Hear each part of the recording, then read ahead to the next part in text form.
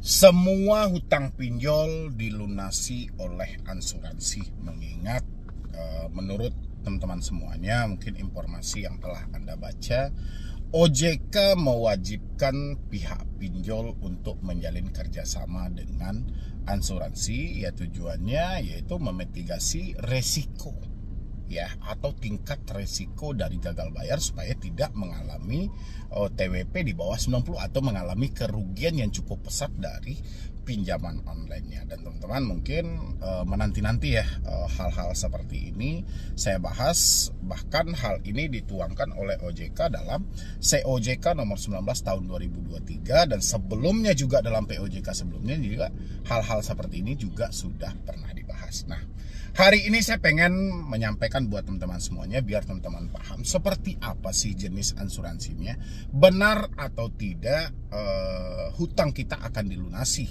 ya ketika kita menyatakan tidak mampu bayar dan tidak sanggup bayar. Kan seperti itu asumsi yang lahir dari diri teman-teman semuanya, mengingat OJK mewajibkan pinjol menjalin kerjasama dengan asuransi. Jadi apapun ceritanya, ya hutang kita harus lunas tanpa perlu lagi kita bayar. Ketika kita mengalami yang namanya galbay, ya asuransi yang akan membayar hutang kita tersebut. Benar atau tidak teman-teman menginginkan hal seperti itu? Nah, kebetulan saya pengen membahas buat Anda semuanya. Tolong disimak ini ya, jangan gagal paham dan jangan salah mengartikan, dan jangan hanya sebatas melihat judul, melihat thumbnail, tapi tanpa didalami sebenarnya seperti apa sih penjelasan dalam asuransi kredit pinjaman online. Oke?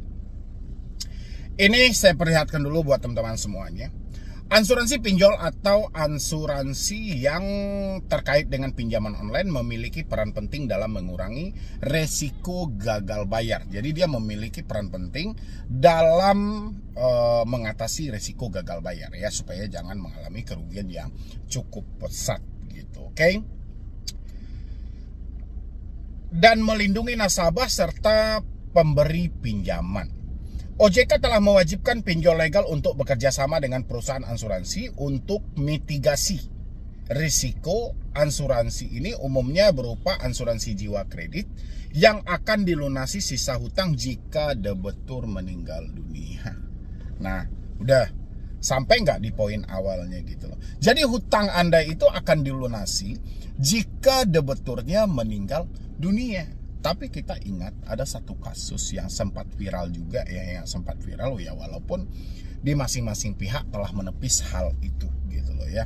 Sempat viral di akun X waktu itu, pinjol PS Rakyat, yang mana waktu itu disampaikan salah satu pinjol legal ya, itu tetap melakukan peneroran, tetap melakukan penagihan walaupun si debiturnya telah meninggal dunia. Ya, tahu nggak teman-teman waktu viral itu? Ya, kalau tidak tahu, ini saya munculkan coba di sini biar teman-teman juga bisa melihat. Nah, dari poin awal saja tentang pemaknaan asuransi, ini tujuannya hanya untuk mengurangi resiko gagal bayar dan melindungi nasabah serta pemberi pinjaman ketika Anda sudah tidak ada di dunia ini gitu loh. Anda mati misalnya gitu, Anda mati. Daripada si pinjolnya ini mengalami kerugian karena ada orang yang meninggal gitu loh. Jadi asuransilah yang mengcover hutang Anda tersebut gitu loh. Tapi selagi Anda masih hidup, asuransi ini tidak berjalan sama sekali. Tapi premi asuransi itu, biaya layanan di awal tadi, termasuk biaya untuk asuransi, tetap dipotongkan di awal. Jadi selagi Anda masih hidup, walaupun Anda sudah mati akal dan segala macam, duit udah nggak ada, benar-benar sudah nggak ada dengan kondisi apa, ya tetap tidak ada alasan asuransi akan membayarkan hal itu kalau Anda masih hidup gitu loh. Ya, jadi asuransi itu baru bekerja ketika Anda sudah meninggal dunia. Itu ya buat teman-teman semuanya. Jadi teman-teman selalu, Bang, kita kan telat bayar nih di atas 90 hari, ya otomatis pihak pinjol mengklaim dong asuransinya. Sebenarnya kita berpikir dengan pemikiran jernih aja. Saya di beberapa video sempat menyampaikan, Anda nggak usah terlalu terfokus soal asuransi. Asuransi tidak semudah yang kita kira dan tidak segampang yang ada dalam pemikiran kita. Ini perusahaan asuransi loh, mereka juga menginginkan keuntungan. Ya, kalau setiap kali Anda gagal bayar terus dikaper asuransi, ya itu sama aja duit itu diberikan sama Anda. Sekarang Anda minjam pinjol, ya Anda telat, ya 1 bulan, terus pinjolnya langsung klaim ke asuransi, udah hutang Anda dibayarkan. ya. Terus pinjolnya nggak rugi. Sekarang pertanyaannya, asuransi dapat untung dari mana? Dapat duit dari mana gitu loh. Nggak mungkin asuransi yang akan menagih Anda. Ya, itu buat teman-teman semuanya. Jadi terkadang kan nggak sampai juga logikanya kalau arahnya ke sana gitu loh ya. Jadi tiba-tiba kita minjam, habis itu menyatakan, saya nggak mampu bayar. Terus langsung diklaim asuransi, langsung dibayarkan. Nggak seperti itu. Ya, asuransi itu juga rumit teman-teman semuanya.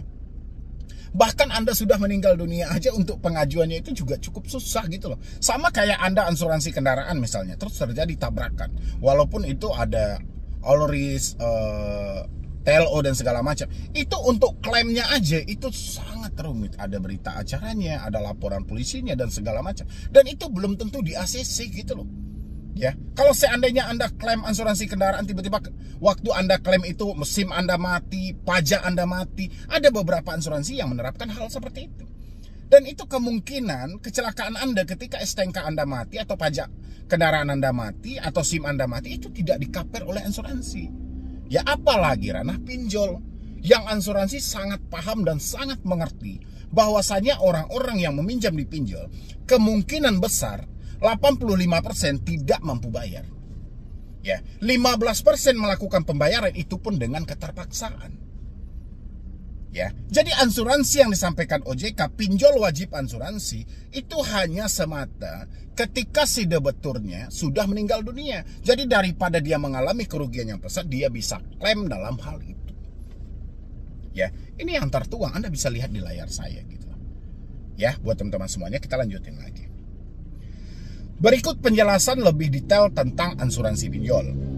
Peran dan manfaat. Asuransi pinjol bertujuan untuk melindungi pihak pemberi pinjaman dari resiko gagal bayar jika debetur meninggal dunia atau mengalami kecelakaan. Jadi Anda harus terjadi dulu musibah dalam hidup Anda. Bukan musibah Anda dipecat dari perusahaan, bukan musibah karena duit Anda nggak ada, itu nggak berlaku gitu loh. Jadi kalau nggak meninggal dunia, terjadinya kecelakaan. Kecelakaan itu nanti akan dikaji lagi. Seberapa kritis gitu loh. Seberapa besar kemungkinan Anda untuk mati gitu loh ya kan. Gitu teman-teman semuanya. Jadi kan kadang saya tuh bingung. Bang Medi tolong dong bang, bahas bang tentang asuransi pinjol gitu loh. Benar nggak sih kita telat sudah 2 bulan, 3 bulan terus asuransi yang bayar? Kan rugi lah asuransi. Kan bisa dilogikan asuransi dapat duit dari mana gitu loh. Ya nggak sih, kita telat 2 bulan, nyatakan tidak mampu, gagal bayar, terus diklaim dibayar. Itu kan nggak ada pinjol yang namanya yang rugi. Terus kalau sudah seperti itu, pinjol kan nggak perlu tagih kita gitu loh. Ketika kita telat bayar, pinjol langsung aja lah tagih sama asuransi. Kan sudah saya bayar kemarin, berapa premi? 150. Berapa hutang yang bersangkutan? 1,5 juta, udah bayar. Ya kan, pertanyaannya asuransi dapat duit dari mana? Ya, itu logikanya. Jadi teman-teman jangan memikirkan hal yang aneh-aneh. Ini hanya tujuannya, ya, bahkan Anda sudah meninggal pun pihak pinjol tidak mau merelakan hutang itu gitu loh. Dan OJK mengarahkan kalau bisa ya ketika ada debetur yang meninggal ya pihak pinjol masih bisa mengklaim asuransinya gitu loh. Tapi selagi Anda tidak meninggal ya pihak pinjol akan berusaha untuk melakukan penagihan karena tidak memenuhi syarat dalam mereka mengklaim asuransi tersebut. Ya. Habis itu di sini asuransi ini juga memberikan perlindungan bagi ahli waris debetur yang tidak harus menanggung sisa hutang. Nah kan cocok, ya kan? Kalau yang viral kemarin itu setelah dia meninggal kan ahli waris yang dibebankan gitu loh. Inilah tujuan dari asuransi tadi. Ini tujuannya gitu loh. Jadi bukan semata terlalu simpel seperti pemikiran teman-teman, tidak ya. Jenis asuransi yang sering digunakan dalam pinjol adalah asuransi jiwa kredit. Asuransi ini akan melunasi sisa pinjaman kepada pihak pemberi pinjaman jika debetur meninggal dunia selama masa pinjaman. Ya. Habis itu wajib bagi pinjol legal. OJK mewajibkan setiap perusahaan pinjol legal untuk bekerja sama dengan perusahaan asuransi sebagai bagian dari upaya mitigasi resiko.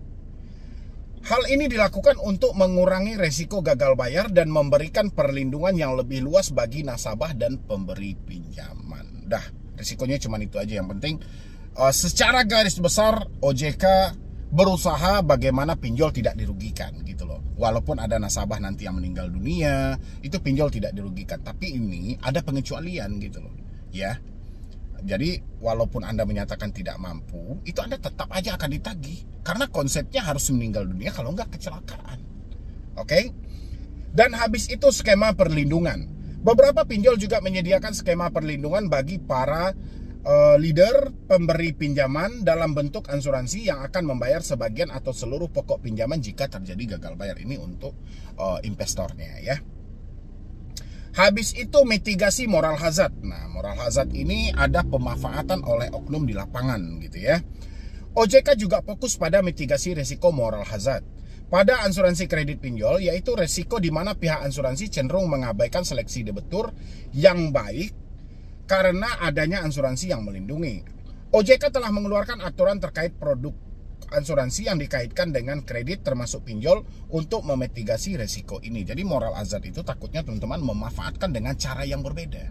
Jadi karena Anda tahu ini sudah ada asuransi dan Anda bikinlah drama, pokoknya memanfaatkanlah bagaimana hutang Anda ini lunas gitu, padahal Anda tidak memenuhi syarat dalam pengkaperan asuransi tadi gitu loh. Itu disebut dengan moral hazard ya. Habis itu biaya asuransi. Biaya asuransi bisa menjadi salah satu faktor yang mempengaruhi biaya layanan pinjol. Karena perusahaan asuransi juga memiliki kewajiban untuk menjaga kesehatan keuangan mereka. Jadi untuk biaya asuransi itu memang dipotongkan dalam biaya pinjaman Anda. Jadi ketika Anda minjam 1 juta dipotong 350 misalnya. Dalam 350 itu sudah ada pembayaran premi asuransi. Nah, kurang lebih seperti itulah buat teman-teman semuanya. Jadi tidak ada ceritanya hutang Anda dilunasi oleh asuransi sementara Anda dalam keadaan sehat walafiat, terus hanya semata karena tidak mampu gitu loh. Makanya saya selalu bilangin, nggak usah bahas asuransi, nanti yang terjadi kekecewaan pada diri Anda. Dan akhirnya terbukti kan, sangat kecewa gitu loh. Ya, jadi bukan semata, oh galbay aja semuanya, nanti asuransi yang bayar. Pertanyaannya asuransi dapat duit dari mana untuk membayar itu? Ya, kan Anda tidak mencicil kredit Anda ke asuransi, Anda mencicilnya ke pinjol. Enggak. Itu buat teman-teman semuanya, mudah-mudahan teman-teman paham dan gak usah kita berpatok lagi pada asuransi. Kalau memang benar kita menyatakan sudah tidak mampu, ya sudah, kita tampung resikonya. Apa resikonya? Nama kita tercatat dalam skor kredit bermasalah, ya sudah, kita tampung di sana gitu loh. Ya, jadi kita nggak ribet-ribet lagi memikirkan A, B, C, dan D dan segala macam. Kita nggak perlu lagi. Yang penting kita gentleman, fokus, kita berbuat, kita bertanggung jawab. Apapun resikonya kita hadapi. Kita capek karena teroran, karena telepon dan segala macam, kita putus komunikasinya. Ya, begitu ya teman-teman semuanya. Jadi tetaplah fokus berusaha dan bekerja. Insya Allah semuanya akan baik-baik saja. Tidak ada yang fatal dari risiko gagal bayar pinjol kecuali pemikiran Anda sendiri. Jadi sekian dulu dari saya, Medi Broni. Wassalam.